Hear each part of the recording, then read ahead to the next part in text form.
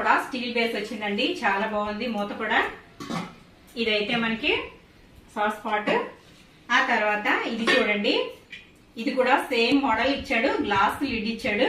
ఆ తర్వాత ఇదైతే మనకి బాండి అండి, ఇది ట్రైప్లే కడాయి. ఇది చూసారు కదా, మనకి ఇది వచ్చేసరికి కర్రీకి గానీ ఫ్రై కానీ వాడుకోవచ్చు. 1 కేజీ వరకు అయితే చక్కగా కర్రీ చేసేసుకోవచ్చు, ఫ్రై అయినా ఈజీగా చేసేసుకోవచ్చు.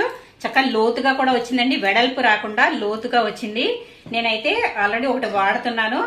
ఇప్పుడు ఇదైతే ఇంకొకటి చాలా బాగుంది. నేను ఇంతకు ముందు వాడేదైతే కొంచెం వెడల్పు వచ్చింది, ఇదైతే మనకి లోపలికి లోతుగా వచ్చిందండి. చక్కగా వడ్డుకునేటప్పుడు ఏమాత్రం బయటికి చెందకుండా చక్కగా లోపలికి అయితే ఈ విధంగా రావడం జరిగింది. దీనికి కూడా సేమ్ హ్యాండిల్స్, అలాగే మనకి ఈ లిడ్ అయితే వచ్చింది కదా. ఇప్పుడైతే మనం వెనక కూడా చూద్దామండి ఒకసారి. ఇది చూడండి, ఇదిగోండి, ఇది కూడా బ్రాండ్ నేమ్, అలాగే ట్రైప్లే. ఇది వచ్చేసరికి